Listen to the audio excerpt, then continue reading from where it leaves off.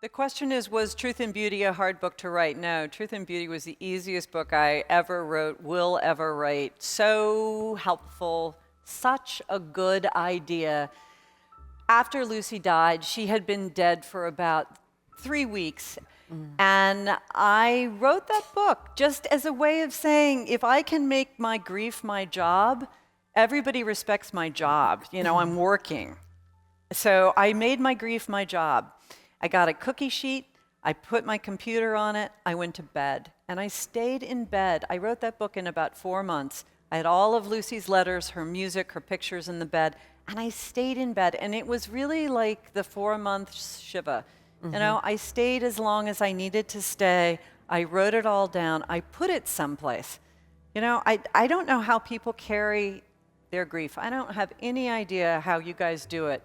Because honestly, something happens to me, I write it down, and it's like I put a leaf in a book and I press it there, I keep it there, because I can't carry it. Because when I was finished with that book, I had put the pain in the book and I was really left with the joy. And what a great thing that is. My memories are very, very positive and happy, and I'm happy when I think of Lucy. I'm not sad. There's my friend Steve Almond, writes for the New York Times, wrote a great book about writing, and there's one page that just has this line, what should you write about? And the answer was anything you cannot get rid of by other means. Oh, that's lovely. I know. The question was what moment prompted me to write Signature of All Things. This one didn't have a one aha sort of revelatory moment. This was a very slow building thing. Essentially, it started because I got very passionate about my garden, and I knew that I wanted to write about plants. And I knew I also wanted to write a mental epic 19th century novel of ideas that also had adventure on the high seas. And I couldn't quite figure out how to make that gardening novel into that. You know, the old adage, there's only 2 stories that have ever been told, that you go on a trip or a stranger comes to town. Right. And those are the only narratives that there are. And women's stories generally have always been a stranger comes to town because they don't leave. You know, Odysseus gets his big adventure, Penelope gets the big weaving and unweaving scene again and again and again. And so to be true to women's reality, the first half of the book is devoted to that idea of what can a woman make of her contained life that is magnificent. So Alma goes nowhere and strangers come in.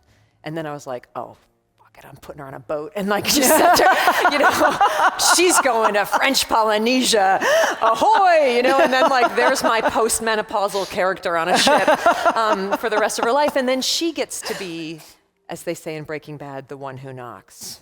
I've been telling people that the motto of the Signature of All Things, the lesson is that disappointment does not kill women.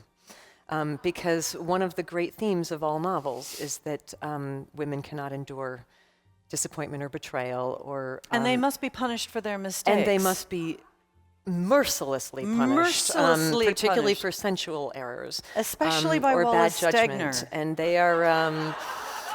They must be either rescued or ruined, as you have said. And I don't know a single woman I admire who's ever been either one of those things. Right. We may have at some time dreamt or feared that either of those things would occur, but most likely didn't.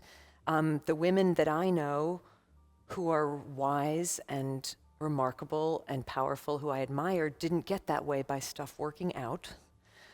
They got that way by stuff not working out, and them using the amazing superpower of women, which is to take disappointment and, with alchemy, turn it into wisdom. And then look back on their lives and say, I didn't necessarily get everything that I wanted, but I got amazing things that I didn't expect. And I lived with dignity, and I'm really glad I did that journey. And it's been interesting. Yeah. And that's the story that I want to tell.